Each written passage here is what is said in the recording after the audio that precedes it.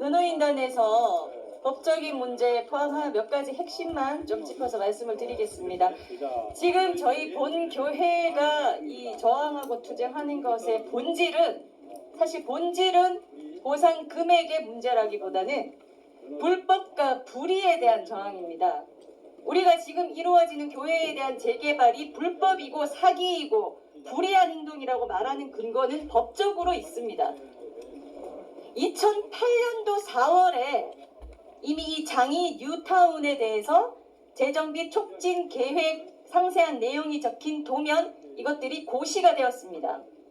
그때 아까 말씀드린 바와 같이 종교시설인 본 교회 구역은 10-2로 해서 따로 빠져 있었습니다. 그리고 종교시설이라는 특징 때문에 이 10-2 종교시설로 따로 빠진 이 구역에 대해서는 또다시 특별한 진행하기 위한 위원회 구성이라든지 등등의 절차까지 마련이 되어 있었습니다. 그런데 이와 같은 내용들을 다 속이고 무작정 동의해 주세요 하고 다 깨끗이 잘 지워드리겠습니다 라고 속이며 와서 목사님께서 이 인간적으로 순수하시다 보니 신뢰를 하고 믿고 진행해 왔더니 완전히 다른 얘기를 하면서 결국 교회를 완전히 파괴하고 몇 푼 되지도 않는 돈을 받고 나가라고 지금 진행이 되고 있는 것입니다. 그래서 2008년도에 이미 구체적으로 이 교회를 10-2로 빼서 별도의 절차를 가지고 진행하도록 되어 있었던 그와 같은 부분에 대한 절차가 단 하나도 진행되지 않았고 일반 아파트를 분양하는 것의 절차에다가 우리 교회를 갖다 대면서 그 아파트 분양받는데 신청 왜 안 했냐는 황당한 주장을 하면서 여기까지 흘러오게 되었습니다. 이 부분에 대해서는 지금 항소심에서 계속 다투어지고 있고 이번 항소심에서 이와 같은 새로운 사실들 이 지금 진행하는 이 재개발 사업 자체의 근본적인 하자가 다루어지고 있습니다. 그 2008년도에 이미 이렇게 따로 고시가 된 내용에 근거해서 2009년도에는 좀 더 디테일하게 종교시설을 어떻게 다루어야 하는지에 대한 방안까지 서울시가 내놓았습니다. 그것이 지금 나눠드렸습니다만 이렇게 있습니다. 그 핵심 내용은 보면 종교시설은 우선적으로 존치가 되도록 검토해야 한다입니다. 존치가 되는 대상은 종교단체가 토지 및 건물을 소유하고 정상적인 종교활동을 수행 중인 곳입니다. 바로 본교회입니다. 본교회는 토지와 건물을 소유하고 정상적인 종교활동을 하는 교회일 뿐만 아니라 이 장이동 일대 또한 전국적인 성도가 있는 교회이기 때문에 100%, 300% 존치 대상 교회입니다. 존치시키지 않는다는 것은 교회가 스스로 더 이상 하지 않겠다고 나가지 않는 이상 불가능한 것이었습니다. 이와 같은 내용들이 있고 또 이것에 대해서는 철저히 이 정비 계획에 대해서 진행할 때 이 지침에 준하여 모든 대책과 절차를 하도록 이 곳에 되어 있습니다. 이와 같은 문제점들이 있다는 말씀을 먼저 드리고요. 그리고 또 어제 집행 시도가 있었습니다만 대법원의 예규가 이번 달인 4월 1일자로 신규로 제정된 것이 있습니다. 이 부동산 등의 집행에 대한 대법원의 고려가 있었던 겁니다.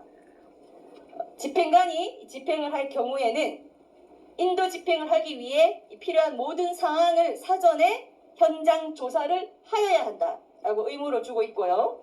또 대상이 되는 사람들의 인권을 존중하여야 하고 아동, 노약자 등의 인도 집행에 인권 침해가 없도록 세심한 배려를 하여야 함. 이 세심한 배려를 하여야 함 이런 내용은 제가 말씀드리는 게 아니라 나눠드린 것에 그대로 있습니다. 노약자 등의 안전 인권에 대한 위해 요소를 충분히 배려하고 그 침해가 최소화되도록 노력하여야 함. 이와 같은 것이 현재 이 부동산과 관련된 인도 집행에 법원 집행관이 준수하도록 만든 대법원의 예규입니다. 4월 1일부터 시행되고 있습니다. 앞으로도 이 코로나 가지고 지금 아직도 5인 집합도 못한다라고 하는 상황에서 사랑제일교회를 무너뜨리는 것이 얼마나 시급하고 급한 일이길래 이런 상황에서 용역과 경찰 등등을 포함하여 500명, 800명 이렇게 다다닥 붙어서 오도록 하면서 집행을 하는 것 자체가 저희는 무리하고 맞지 않은 집행 허가라고 봅니다. 그러나 또다시 법원에서도 저희가 요청하는 것은 집행 허가를 하게 될 경우에 집행관이 철저히 사전, 중간 모두 준행해야 할, 지켜야 할 것들에 대해서 이 법원에서도 특별히 감시하고 준수하도록 노력을 해주셨으면 하는 말씀을 드립니다. 그리고 아까 서울시 얘기가 나왔는데요. 방금 말씀드린 바와 같은 재정비 촉진 계획과 그에 따른 세심한 처리 방안은 모두 서울시가 만든 것입니다.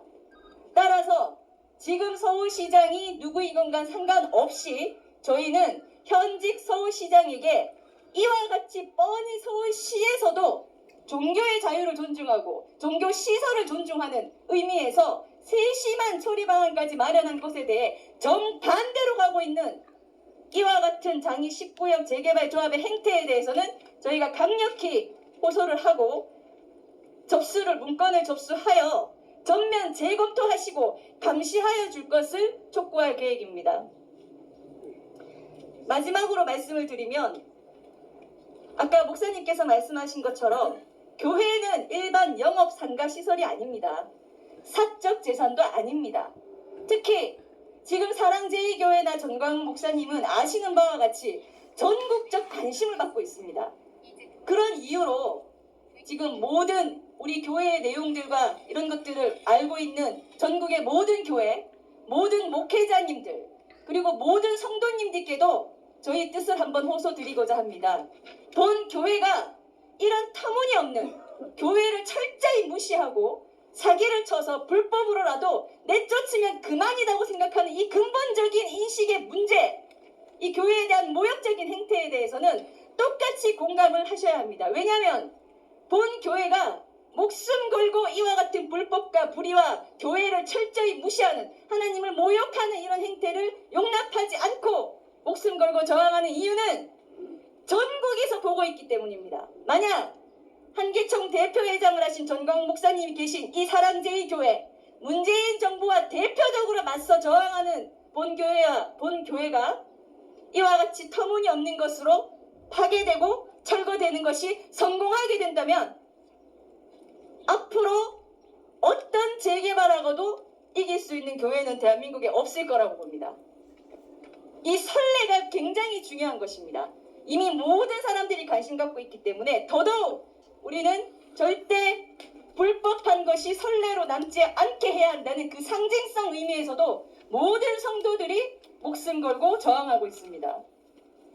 이와 같이 절대 물러설 수 없는 근본적인 이유에 대해서 잘 좀 양해를 해주시고 적극적으로 마음적으로라도 응원하여 주시기 바랍니다. 이것이 본교회 하나의 문제가 아니라는 것을 다시 한번 말씀드립니다. 재개발 사업을 하는 쪽에서는 전국 어디든 간에 이 교회 종교시설 하면 오히려 무시하는, 자기들의 사업 이익에 도움이 안 된다, 철저히 돈으로만 바라보고 무시하는 그러한 것이 선례로 돼서는 절대 안 될 것입니다. 그와 같은 피해는 결국 대한민국 한국교회 전체로 돌아가게 될 것입니다. 우린 그러한 것을 역사적으로 잘 보아왔습니다. 반드시 막아낼 것이며 본교회의 주장이 가장 적절하고 합당하며 애초에 나와 있는 이 법적 근거에도 부합하는 것임을 다시 한번 말씀을 드리고자 합니다. 네, 오늘 기자회견은 여기서 마치도록 하겠습니다. 장시간 취재해 주신 분들께 모두 감사드립니다. 지금까지 사랑제일교회 감사합니다. 지금까지 사랑제일